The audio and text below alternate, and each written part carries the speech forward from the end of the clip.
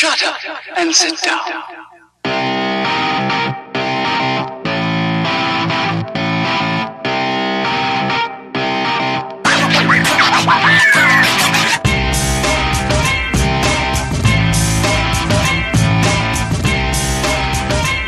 Welcome to episode 54 of Pop and Culture Podcast. I'm Jay. I'm Adrian.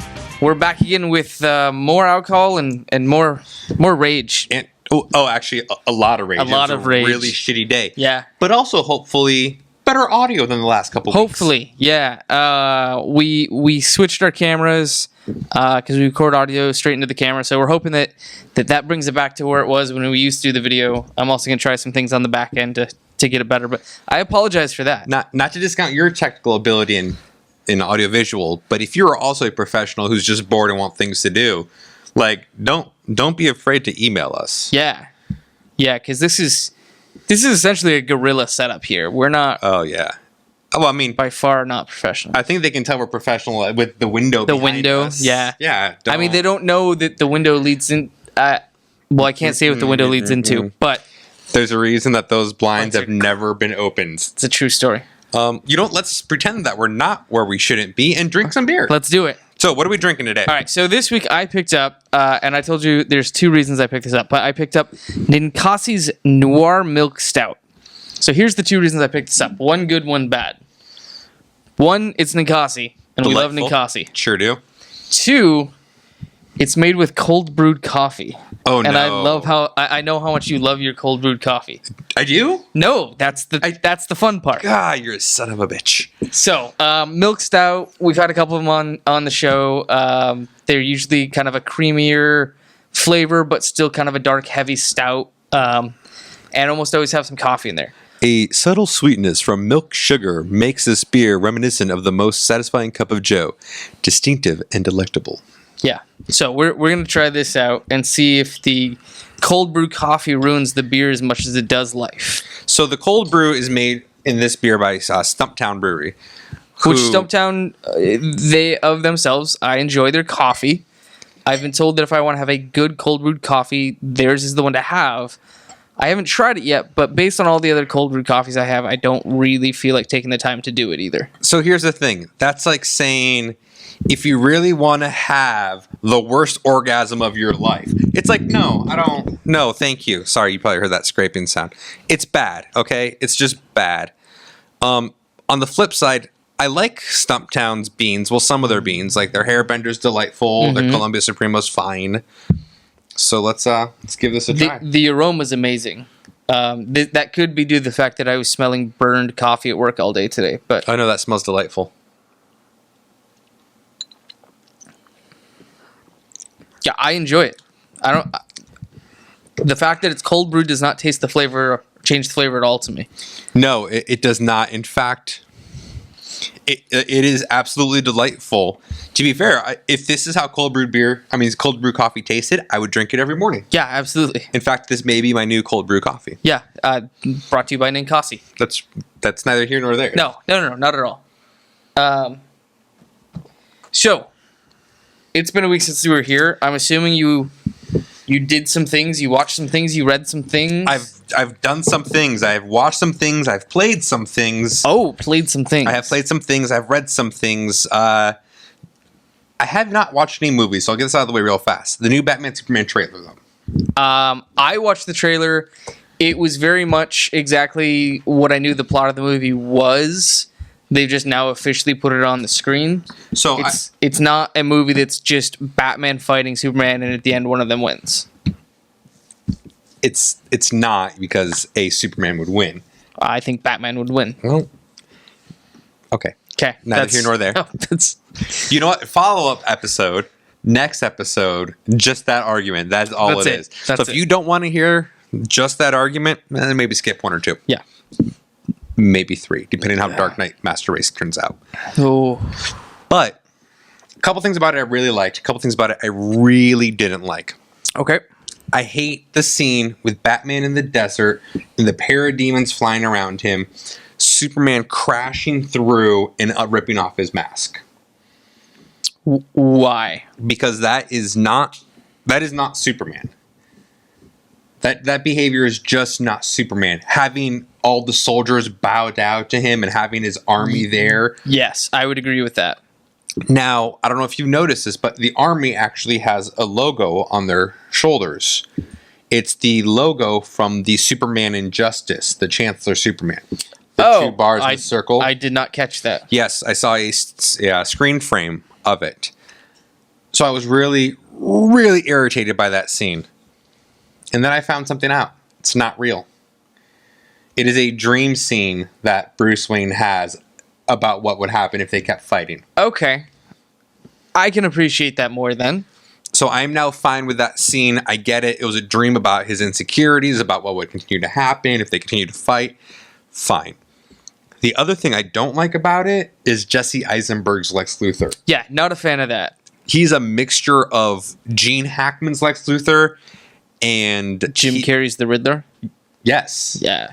Like, it's bad. Yeah, it's not good at all. And what blew my mind about it is in previous articles, they had spoke about how that was Jesse Eisenberg was not going to play that type of Lex Luthor. In fact, that was not what was in the script. It wasn't until Eisenberg brought that Luthor to the screen that they decided that's the one they want to go with. Think about that. So how bad who made that decision? Fucking directors. Right? Yeah, so the scripted one, if this is better than the scripted one, that scripted one must have been horrible.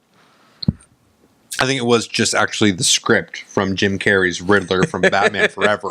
With all the Riddler names crossed out and said Lex Luthor? Yeah. Oh, yeah. But there were some good things about it, too. I like the cinematography of it a lot. I like the angles, the use of the light.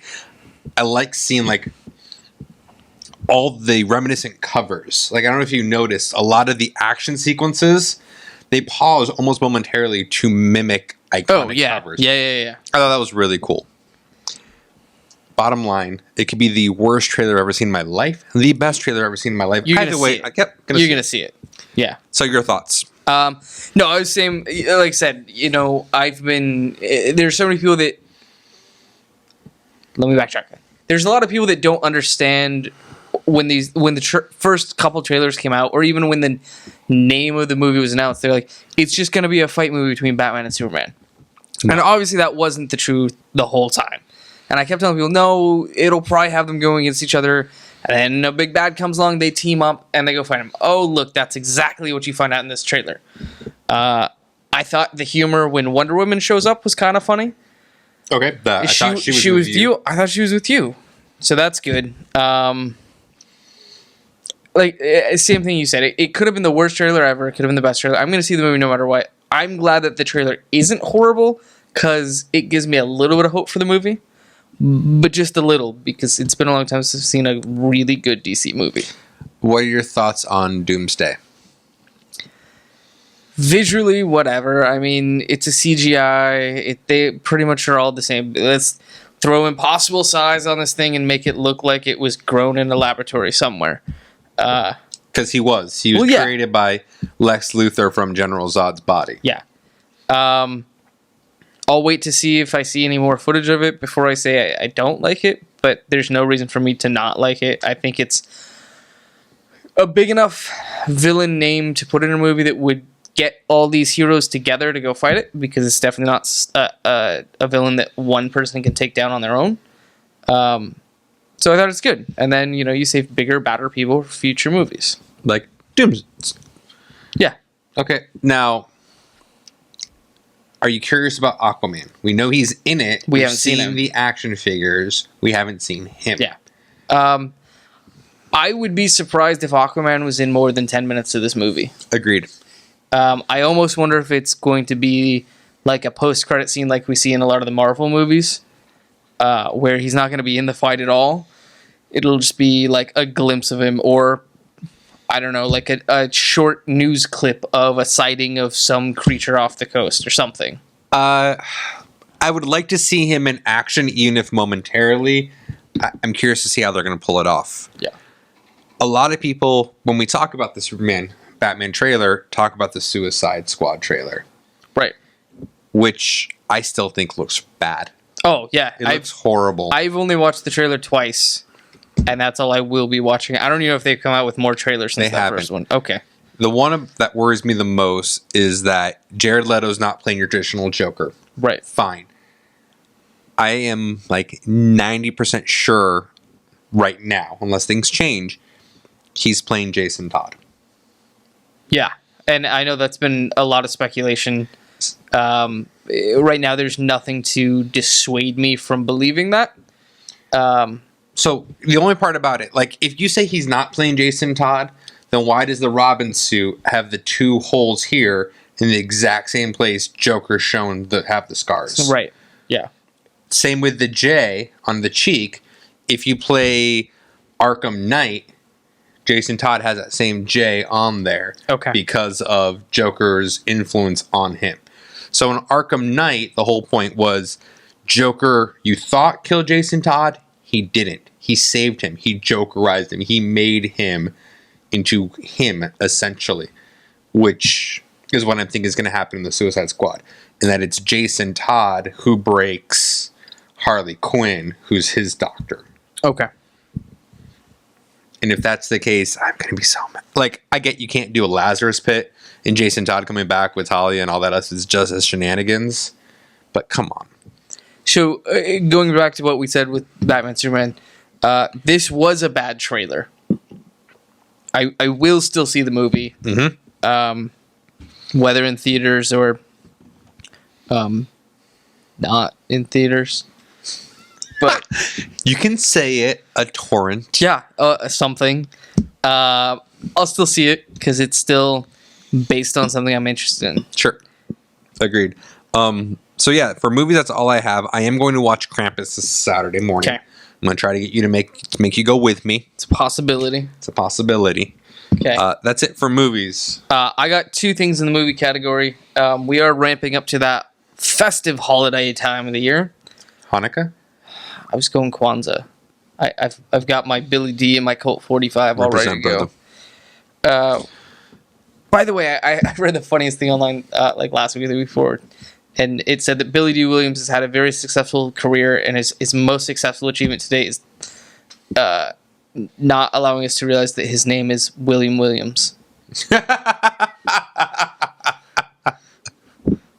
That's amazing. I never thought of it. Right? I never thought of that till right now. Yeah. For those of you who don't understand, Billy's short for William. Yeah, it's a thing. So I watched 2 holiday ish movies. The first of them, the very classic, always watchable, Ernest Saves Christmas. Oh my god. Really? So we were just one of my wife's friends was over, and we were just flipping through Netflix trying to find something holiday-ish to watch. No, it wasn't. All right. And Ernest Saves Christmas was on the thing of Netflix holiday movies, and she's like, "What the hell is that?" I'm like, "It's Ernest." She's like, "What is Ernest?" What? Yeah. How old is this person? Mid to late 30s. No. There's a that lot is- of drugs involved. It doesn't matter. At no point in that age do they not know who Ernest is. Yeah, unless they are the kid from the movie The Room, they need to know who Ernest is. Yeah. So we watched Ernest Saves Christmas, and I forgot how ridiculous those movies are. Does it hold up at all?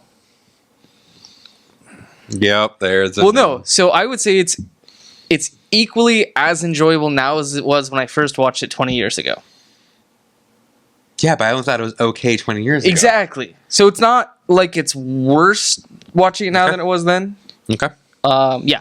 So then the other thing I watched was a very Murray. Oh, you watched the Very Murray Christmas? I did. Oh no, there's a reason I've been ignoring it on Yeah. Netflix, buddy. No. So we had gotten halfway through that, and that's when that's what led us to Ernest, is because my wife and her friend were like, "Can we please watch something you else?" goddamn hipster and Bill Murray. Not good at all. No. Like No. when the most enjoyable part of it is you find out that Miley Cyrus can actually sing halfway decent. Yes. You know that whatever you just spent an hour and a half on is a horrible waste of your time. Wow. Like I knew it was going to be bad. but it's like Yeah. that bad. Well, so the premise of it is he's supposed to be putting on a live televised holiday special, right. at a hotel in New York City, and there's a snowstorm and nobody can show up. So he goes on to do it, and it's just him and Paul Schaefer, because Paul Schaefer. Yeah, well, what's he got to do now that Letterman's over? Nothing. And it's going so badly that Bill Murray's just like, this is terrible. I'm done. I'm not going to be a part of this. That's 5 minutes into the movie. So then the whole rest of the time is him just hanging out in the hotel with people that happen to be there. So like Maya Rudolph and yeah. So it's real bad. I would rather watch Punch Drunk Love again. Oh my! Wow. Yeah. Jay and I discussed this off air last week. Punch Drunk Love is just such a bad movie, and if you like it, we can't be friends if you're listening to this. So, and the thing that I've always found upsetting about Punch Drunk Love is just that there's absolutely no point to the movie. No. And I don't want to hear any one of you hipster art. You don't understand the movie. You got to look at what's not there. No, it's a bad movie. It's a bad movie. It's a bad movie. So if you'd rather watch Punch Drunk Love, wow. Yeah. Yeah. Like that's a measuring stick. It right is. there. It is. Like, and it starts underground. That's how bad it is. right. At this point in his career, I say Bill Murray has done more harm than good. It's funny though, because like he still pops up on the Chive all the time, as like, hey, he showed up to this random party and like bought everybody drinks and sang karaoke and like some cool stuff. I'm not saying, but he hasn't done a good movie in a long time. In the longest time, he's like Wes Anderson's new indie darling, and he's doing Lost in Translation, which also blew ass. Yeah. Like, he tried to go down this hipster indie stream. I feel like I'm saying hipster a lot this episode. This hipster indie stream, and it's just not right. He needs to get back to trying a Caddyshack or something along those lines. Something, yeah. Speaking of which, totally off topic, Jess and I watched MasterChef Junior last night. I thought you were tired of that show. I am, but we got to watch something now that we finished Jane the Virgin Season 1. But there's this kid in it, and I'm like, God, every time I see him, I'm like, who are you? Like, I know you, and yesterday it hit me. You look identical to if you took John Candy and just shrunk him, that's this kid. And I said it yesterday, and Jess was just like, mind blown. She was like, oh my God, that is exactly it. This kid is fucking a miniature John Candy. Blonde hair and everything? Oh, yes. Same color hair. That kind of sandy brown, the cheek, everything. Awesome. Yeah, sorry, that was no, you're topic. Good. So that was it for my movie-ish things.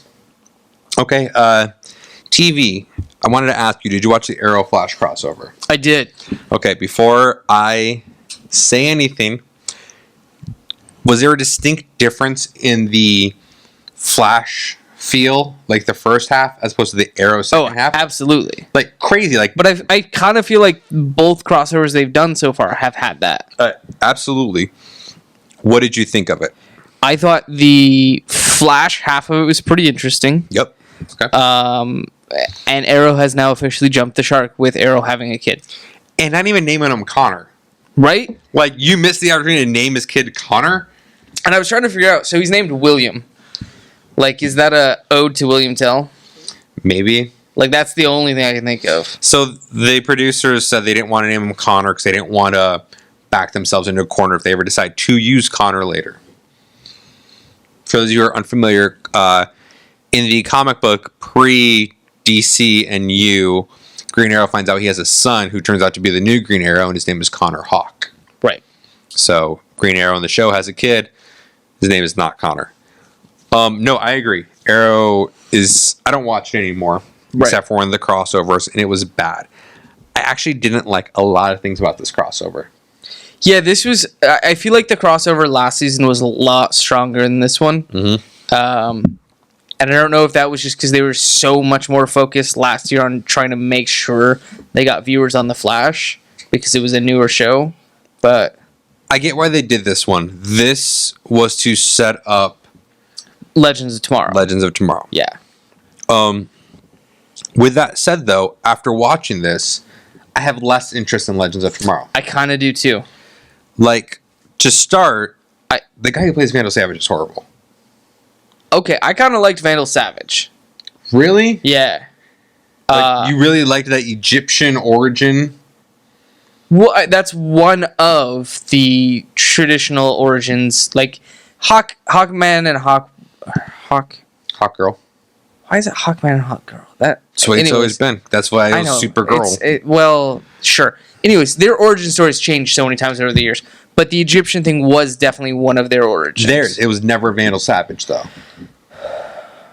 I actually don't know that much about Vandal Savage. Not only was... I know he's been around forever. Right, he's immortal. Not only is Vandal Savage... Isn't he supposed to be Kane, too? Didn't that happen at one point? Yeah. Yeah. Like, he's supposed to go back to that. But when that flashback scene, they all looked fucking ridiculous. Because none of them even look close to being Egyptian. No. It is the most ridiculous looking flashback I've ever seen. I couldn't care less about the actress that plays Chiara, or whatever the fuck her name is in this show. Kendra. Also, which is her name. And also, not to sound... This is going to sound fucking horrible, but if you haven't watched it, or if you want to just go back and watch parts of it, she's really pretty. Until she smiles. Yeah, she's got a whole British teeth thing going on, and it's rough. She's more gum than teeth, and her lips come up too high, and like, I get it. I'm a horrible person because I'm not attractive. I have no room to talk. I'm also not paid a shit ton of money to be on TV for this good-looking face here. Yeah, we do this shit for free, guys. For free. That's right. Although, if anybody out there wants to sponsor us...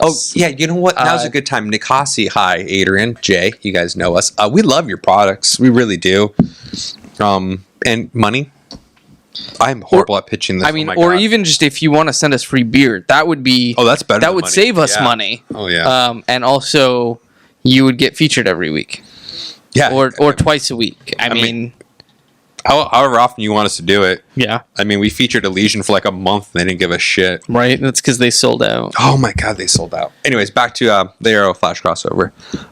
No, I definitely enjoyed the Flash portion of it much more. Yeah. And like you were saying, I'm more apprehensive about the Legends of Tomorrow show now. Yes. I will still obviously give it a try. But yeah, it's not looking good. Oh, CW. With that said, the other show I want to talk about is the CW show, and that's Jane the Virgin Season 1. Which you finished. You said you finished. We finished Season 1 last night. Season 2 is on the Hulus. I fucking love the show, man. I'm I'm ashamed and embarrassed. I'm excited for when I start it. You gotta start it. It's so good. The thing about it that I actually seem to like the most is it's entirely over the top. It's entirely dramatic in unnecessary parts. But they make fun of themselves for doing so. Sure. Like, the narrator throughout is constantly mocking the show itself for how ridiculous it is. Okay. So I really appreciate that. Is it narrated by somebody in the show, or is it... Okay. It is a separate narrator who's breaking the fourth wall. And I love the narrator because they all have over-the-top, ridiculous Mexican accents. Okay. So the narrator is very clear, like, hello, so here we are, again with Jane. Jane the Virgin, as you may have recalled. Like, I love it. I can love it. Okay, it's like you anytime we're talking about anything Mexican. What about jalapenos? Yeah. Oh. Okay. That's it for TV. Cool. Otherwise, it's all the same shows you guys have heard me talk about. Brooklyn Nine-Nine, Bob's Burgers, MasterChef Junior. Sure. I got all the regulars in there. I've got the... I guess I didn't watch Gotham because it was done, but yeah, the Arrow and Flash crossover. I'm still watching Supergirl, and I like it despite what everybody says. Oh, do you see the big reveal about Hank Henshaw? I have not yet because I didn't watch that episode yet. Do you know what it is? Obviously, my assumption from episode 1 is that he ends up being Cyborg Superman at some point, but I don't know what they're doing in the meantime. I won't ruin it. That is completely not who he is. When I found out who he is, I literally, for those of you who are watching at home, made this reaction. Son of a, now I gotta watch it. Is he and I sat here and slapped someone walked in the shop, like, what are you doing? I'm like, coming to terms that I have to watch Supergirl now. Okay, go ahead and ruin it for me because I'm probably gonna watch it tomorrow night anyways, and I don't care that much. John Jaws, the Martian Manhunter. Really? Right? And then they show an image of what he looks like. I'm like, motherfucker. Okay. I'm kind of cool with that, except for the fact that why the fuck do you call him Hank Henshaw then? Because that's an actual character who goes on to become Cyborg Superman. I understand. And if this ends up being John Jones becoming Cyborg Superman, I'm gonna be pissed at that. Let me flip the script on you. What if when Hank went into space, he made contact with John, and that's why he chose that name when he came down to Earth? Boom. Because remember, he became Cyborg Superman because he's an astronaut and he went out. So are you saying that the Hank Henshaw we're seeing is not the actual Hank Henshaw? This is what I'm saying. That I would be okay with. That is. But if that singular entity that we've seen on the show becomes Cyborg Superman, if the Martian Manhunter becomes, yeah. I would. But no, if it's that the astronaut's out there being cyberized, that's fine. Well, it's not even that he's being cyberized. Remember, he came back from Earth and then was cyberized. Well, sure, but you know what I mean. If it's two separate people, I'm okay with that. If it's two separate people, and this is the Martian Manhunter, which it is, it's been revealed. I feel like I have to catch up now. You should. There are only like 6 episodes in, right? So, okay, sorry to stop on your. No, that's cool. Things I watched out of the norm this week. We did watch all of Jessica Jones. I thought it was a decent enough show. I don't think it was quite as strong as Daredevil. But on the flip side, my wife preferred it to Daredevil. Interesting. And I don't know if that's... There could be a plethora of reasons why. But I did like that in the last or second to last episode, they tied it into the Daredevil universe by bringing... the nurse from Daredevil. The night nurse. Yeah. So that was cool. Now you know it's a shared universe. And she made a lot of references to the fact that she had patched up Daredevil a lot. So right. Now I know that they reference the Avengers, but they don't actually say anything. They call it the incident. The incident, the event, the aliens. They talk about the aliens. So there's a lot of doubt in this cast upon whether a person actually has the ability to influence the actions of another with their thoughts. And at one point there's a reference made to the fact that we were just invaded by aliens. So I'm not going to disbelieve it's possible just because I haven't seen it. Because aliens. So I haven't watched Jessica Jones yet. I watched Daredevil. I liked it. I thought it was good. I don't think it deserved the awe-inspiring praise the comic community is giving it. Now I understand why. Because out of everything else that's been released, Daredevil is far superior to any other comic book TV show. But compared to all TV, it's just good.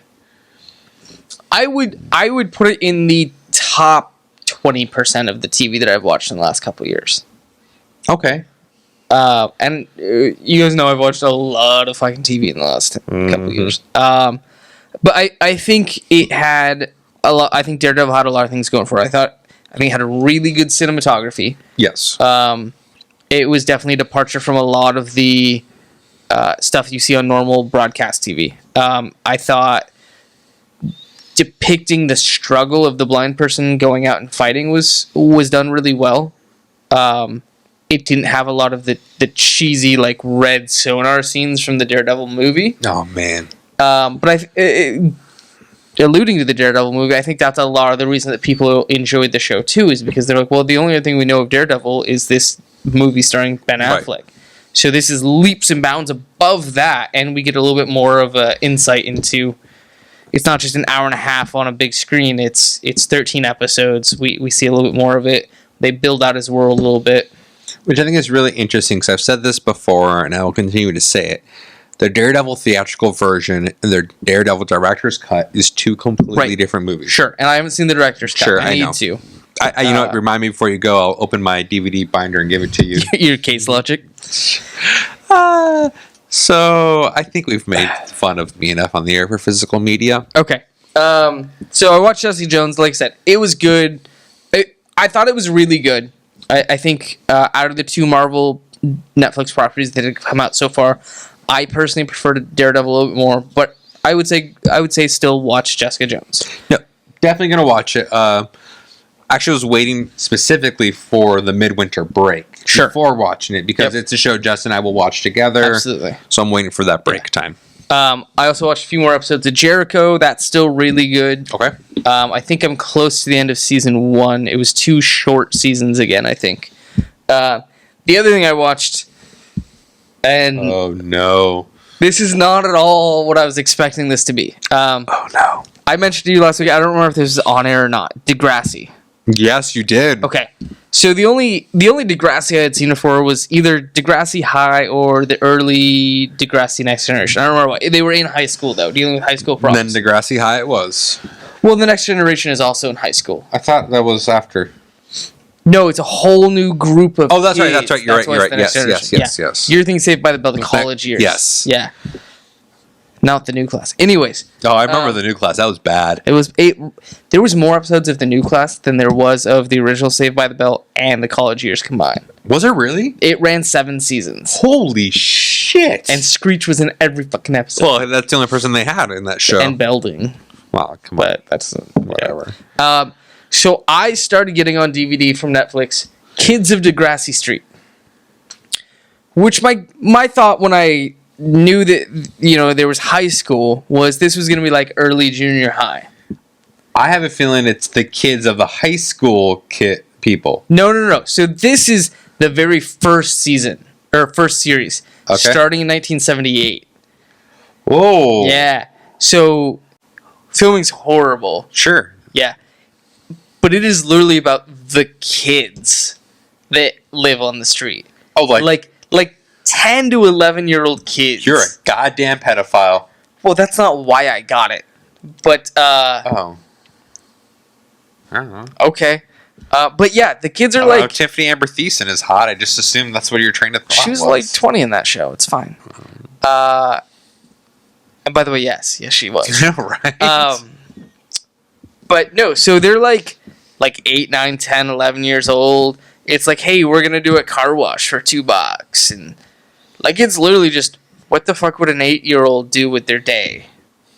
Go to class. Yeah, so there's episodes of them in school. There's that. Like, at one point, their teacher is pregnant, about to go out on maternity leave, so they're collecting money to buy her a gift and bake her a cake. And $5 goes missing, so the whole episode's about who stole the $5. Did they just misplace it? One kid didn't have the money yet, and the girl that was collecting the money had accidentally dropped one of the $5 bills. So the kid that didn't have his money saw it drop, picked up, and tried to hand it to her and say, hey, you dropped this. But she's like, oh, hey, you came with your money. I'm so glad. Oh, and he was too embarrassed to say anything. Yeah. Oh, like, he poor tried to guy. explain it once, but she was like, no, we got to pay attention. But yeah, so it's like, what problems would a 4th grader have? That's what this show is. So not at all what I was expecting. I was thinking it was gonna be like Good Morning Miss Bliss, but no. How much of it have you watched? Okay, so there's 3 discs. Each disc has like 9 episodes. Oh no! Have you watched 2? No, so the first disc came and I got like 5 minutes in, and then my 360 couldn't read the disc. So I tried cleaning it. I tried doing it like 2 or 3 times. Like, okay, well, let me try something else. I tried it on my laptop and it still didn't work. So I went on Netflix and said, this disc was damaged. They're like, would you like to send a replacement? No. So I didn't watch anything off the first disc. I watched all of the second disc. Oh no! And I have the third disc coming from Iowa because it wasn't here. Are you gonna watch the third disc? Yeah, because No. we've talked about this. I'm such a completionist that I'm like, I have to watch that. If you're that much of a completionist, then you need to rewatch the first disc. It took me a good solid 5 minutes to click that no, I don't want a replacement disc.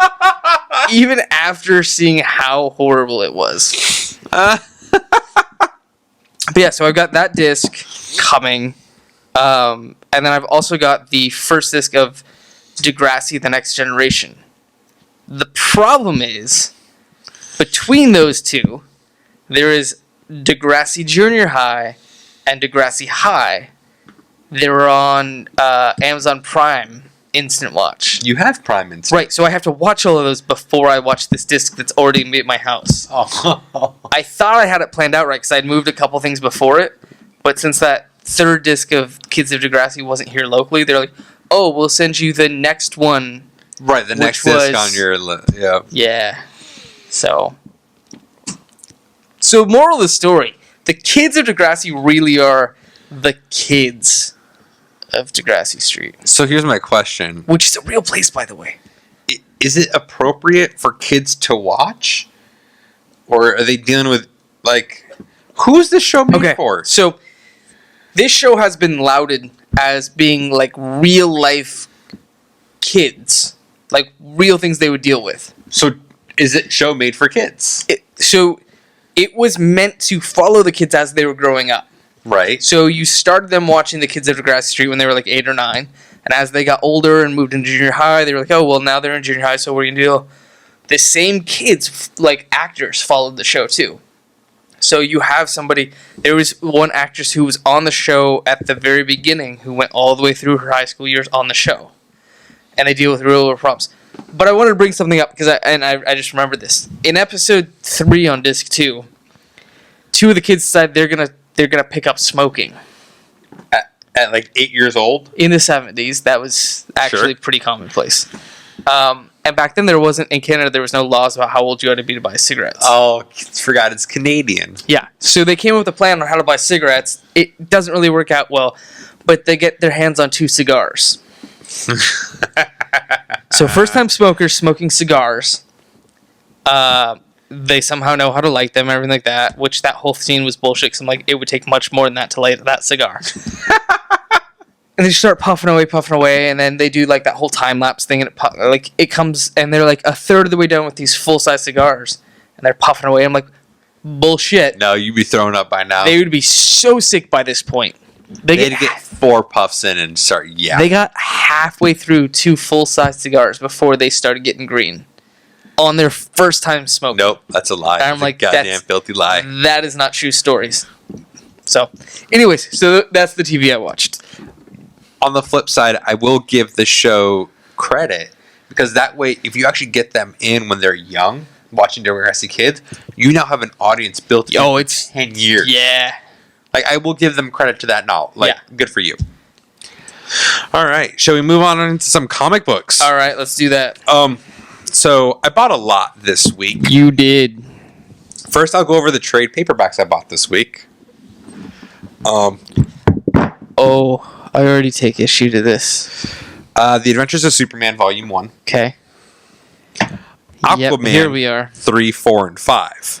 Now, there's a reason I got Aquaman 3, 4, and 5.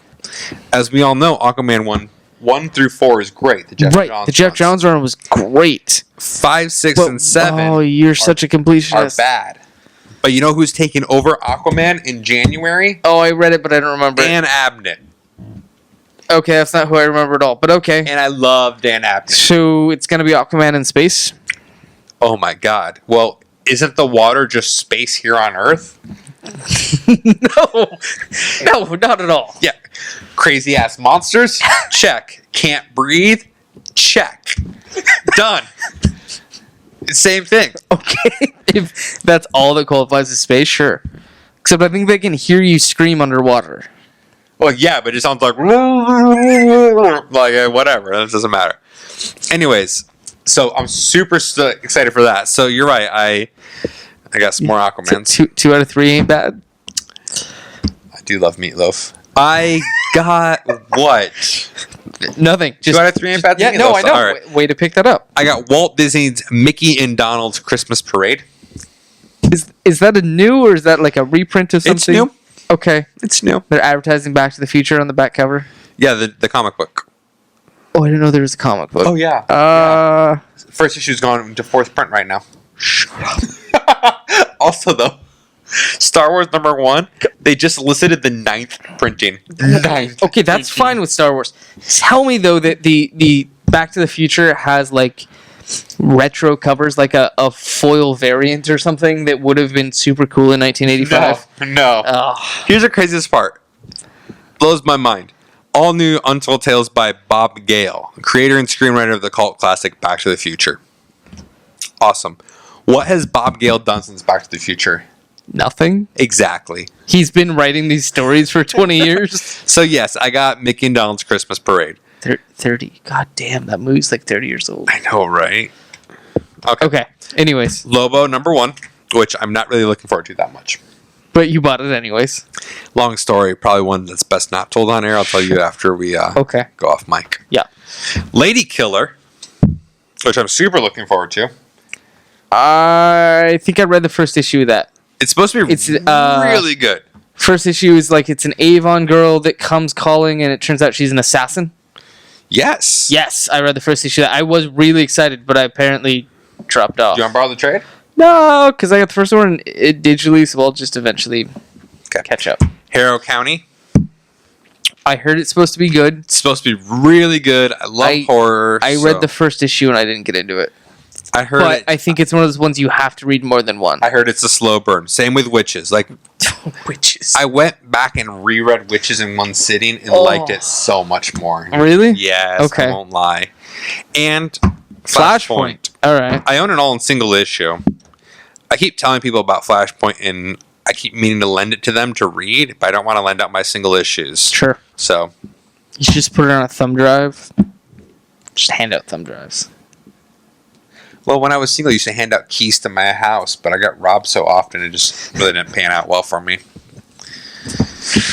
And single issues: Secret Wars #8, Star Wars Annual, Batman 47, Batman Detective Comics 47, Robin War Part 3, Batman Teenage Mutant Ninja Turtles. I want to #1. read it. I haven't yet. Of course you want to read it. It's like Batman and the Ninja Turtles. Why wouldn't you read this shit? Also, I like that it's IDW and DC. Like, Yeah. they're like, yep, we're doing Yeah. a joint venture, bitches. Batman, Superman 27. Justice League, The Dark Side of War, Lex Luthor. Earth 2 Society #7, which is starting to kind of roll off the wheels for me. Shocking. Grayson 15, which is Robin War Part 2. Red Hood Arsenal 7, which is a Robin War tie-in. Starfire #7, which I actually don't get the Starfire title, but I'm curious because it's got Grayson God damn in it. So I'm curious because of what's going on with Titans Hunt. Yeah. And Titans Hunt is now affecting Red Hood and Arsenal, the comic.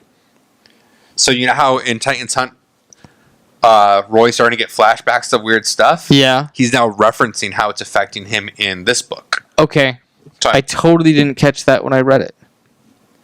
it was the one before this. It was issue 6 he was talking Okay, about. that's why I didn't catch it. Okay, good. And then Starfire. So I'm curious if Dick is going to remember Corey. Because in Red Hood and the Outlaws, they mentioned it, but later said it didn't happen. So I'm just kind of curious how that's all going to play out. Okay.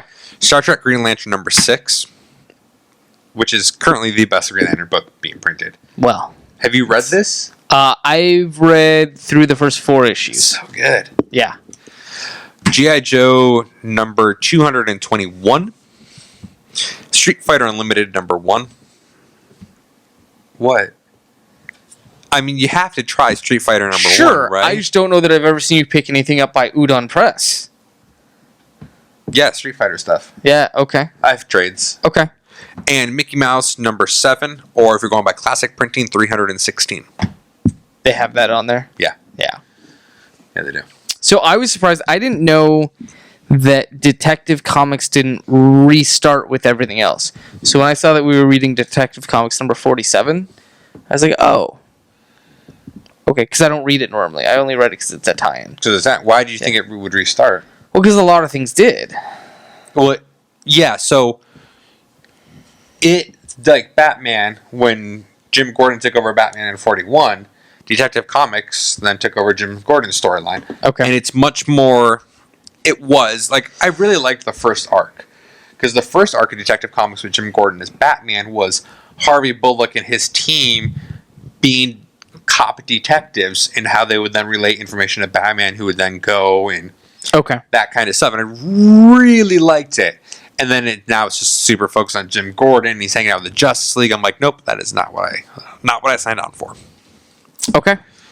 Your books. Okay, so I actually, I only read 4 books. So those are the only ones I have on my list. Okay. I have, I'm sure, a large stack waiting for me at the comic shop. I haven't been there in a long time. They don't like that, by the way. Well, I've been there long enough that whatever. Just whatever. It's not the longest I've ever been away. What do you got? So all I read was the Robin War books and tie-ins. Okay.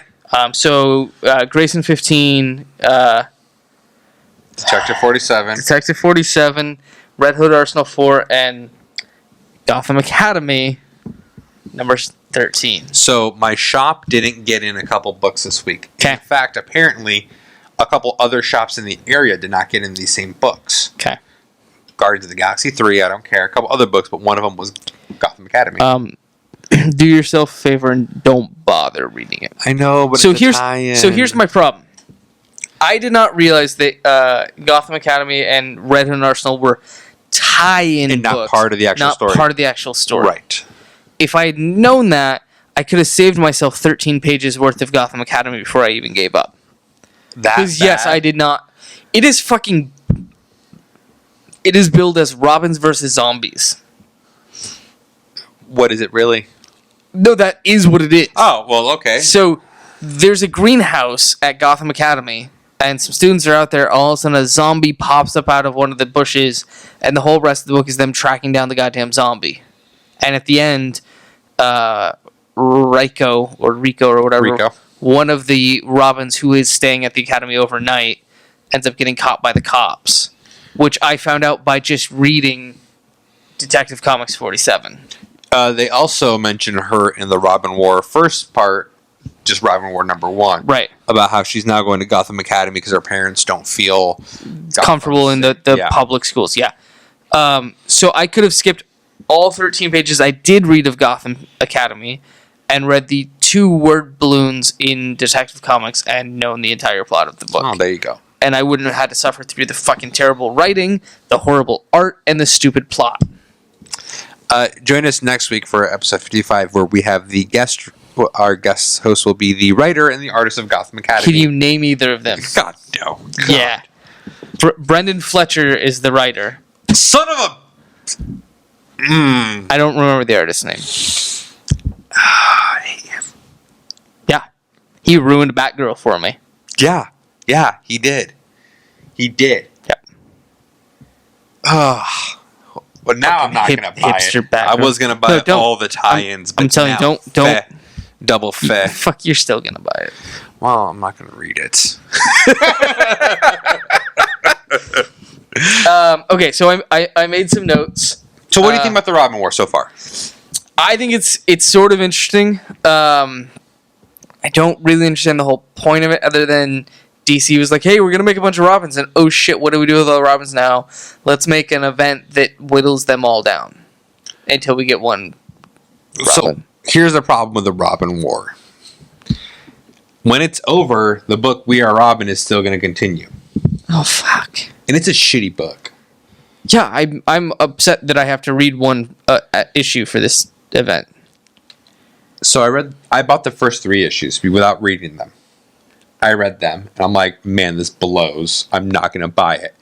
And then they announced the Robin War, and I'm like, all right, well, I'll just buy the issues until the Robin War is over. And it's rough, man. It's like real rough. So for those of you who are not familiar, We Are Robin is a group of high school kids who decide they're all going to be a Robin, and they're just untrained vigilantes. Sorry, it's just so bad. It is real bad. It's real bad. The Robin War, however, is the Talons, or the Court of Owls, I should say, not the Talons. The Court of Owls orchestrated something to bring Dick Grayson back to Gotham. Right. Because they refer to him as the Gray Sun, Yeah. not as Grayson. I'm still not 100% clear on exactly what they want with him there. They just want him there. Well, the original Court of Owls storyline was that he was supposed to be a Talon. Right. So I don't know if maybe they're trying to get him back in to be a Talon, or sacrifice him for something. I don't know. If you read Robin War Part 1, the last thing they say is the Gray Sun will return and Nightwing will rise again. Yeah, which cryptic much? Well, here's what I don't get. Are they assuming Dick Grayson's going to become Nightwing again? Or is this going to give us a new Nightwing? That would piss me off. if someone became a new Nightwing? Yeah. So remember there was that one Talon who became a superhero? Yeah. What if he became Nightwing at the No, end of he's this? fucking Talon. Leave him as Talon. Like, I'm not saying I like it. Like the whole title of Nightwing, I think has a whole honor behind it that goes beyond just being a graduated Robin. I agree.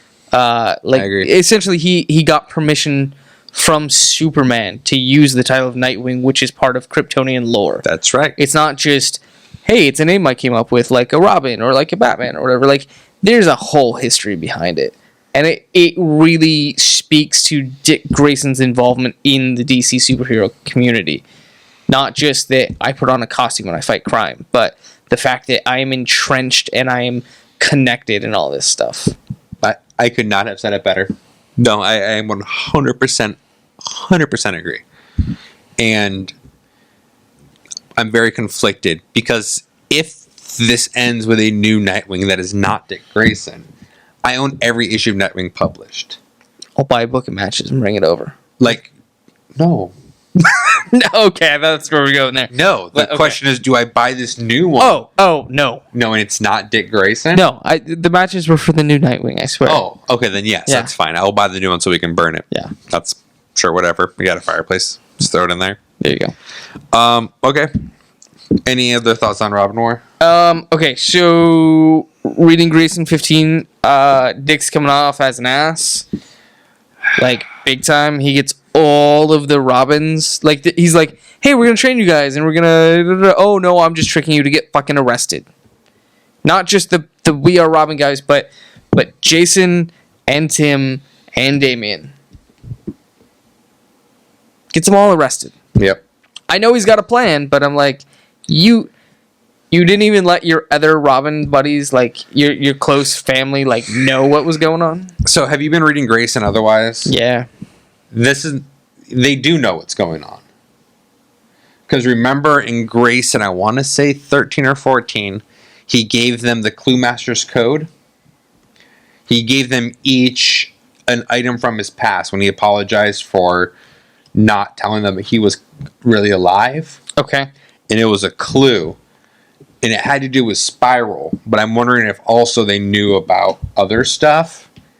I don't know. It's kind of... Well, even in his narrative, he said he couldn't tell the other... I was going to say, But- I feel like I'm reaching in Yeah, this. I think that's a little bit of a reach. Like, I know I'm reaching in this. I don't love the way Dick is being written currently. In Batgirl, he's being written as an asshole. I don't know. Did you drop Batgirl? No, I just haven't read it in a bit because that's when I actually get in the hard copy still. 2 or 3 issues ago, he went to Batgirl, and then she had a date. He interrupted the date, trying to say he wants her back. As Grayson exposed his secret identity to the guy she's dating, and then tried to convince her to leave him for all this asshole stuff, which is not Dick Grayson, despite his name. I don't love the portrayal currently of Dick Grayson in the DCNU. Robin War, I don't know. We'll see how it plays out in the end. I'm probably not going to love it, though. Okay, fair enough. So I read Gotham Academy. I had 2 thoughts on that. One is fucking zombies, really. Number 2, one of the scientists that works at Gotham Academy is Man-Bat. Dr. Kirk Landstrom? Yeah. I've never read Gotham Academy. This is the first issue I ever read. Okay. But yeah, he's a science professor there. I'm like, are you fucking kidding me? This guy that's a known criminal or terrorist or whatever you want to call him, threat, you just let him around kids? Have we seen Yay, Man-Bat Gotham. in Oh, I don't know. DCNU? I don't know. Probably not. I don't but- recall seeing him yet. Okay. What's worse is in the Poison Ivy series, we know she's a known criminal, and she gets this job as a botanist in this new series. Yeah. So. In the second issue is the police coming to investigate her. Like, what the fuck? And then the only other thing I had about what I read was the Red Hood and Arsenal issue. Joker's daughter is hanging out with him now. Like, Yeah. you made a terrible character, DC. Just fucking leave them alone. Don't try to wedge them in somewhere. And now say that she's a gun for hire along with Arsenal and Red Hood. So kind of what happened about that, since you don't read the title, No. and I don't I don't love it. It's actually not great right now. Is she went after Jason, and Jason was talking about like he's monologuing earlier in the episode about why a Robin needed Batman, why he specifically needed Batman, because he was full of anger and it was undirected, and like what he would have done, who he would have become if he didn't have Batman, the road he was going down, blah blah blah blah blah. And then he kind of saw the same thing in the Joker's daughter, that she does have talent, she clearly just has all this hatred and anger. It's not being pointed directly. Okay. So That's kind of bullshit. But okay. yeah, right? Like, I only have to read the one issue, so I'm good with that. that's true. Some of us assholes are having it on their pull list. Speaking of assholes, Marvel, right here, buddy. I read Secret Wars number 8. Oh, God. I was curious when so it was supposed to be 8 issues originally And now they've moved it to like 9 and said issues. it's ending next year. at the end of January. Yeah. Issue 1 of Secret Wars was released on May 15th. Uh-huh. We are now just got our 8th issue. To be honest, like I wrote here, this book is taking way too fucking long. Like this story, A, did not need to be extended. No. B, I feel like out of the 32 pages of comic book, I'm really only getting maybe 10 pages of content. Right. And the rest is just kind of cool stuff. Some of it is cool. Like, don't get me wrong, the part where Doom rips out Thanos' spine, that was pretty cool. Groot becoming, the World Tree becoming Groot, Oh, interesting. because Peter Quill had a splinter of Groot left and he shoved it in the World Tree, so then the huge World Tree became Groot. That was interesting. Franklin Richards being able to control or be Galactus was kind of interesting. Like, there's all these little quips that are interesting. Not enough for me to be like, man, I love the fact that this book is still fucking going on. Because you know what? I don't. That pretty much sums up every big mega crossover event Marvel's had in the last 10 years. And yet, You keep buying them. that brings me to my next point, and my final point for tonight. It has been announced, written by Brian Michael Bendis, the king of stretching out stories that don't need to be stretched out and only telling you 5 pages worth of shit in 32 pages, will be at the helm of Civil War 2. Oh, Civil War 2. That's what we need. Civil War 2. That's what we need. Coming out next year. Thanks, Marvel. Fuck you. Have a good night, everyone. See ya.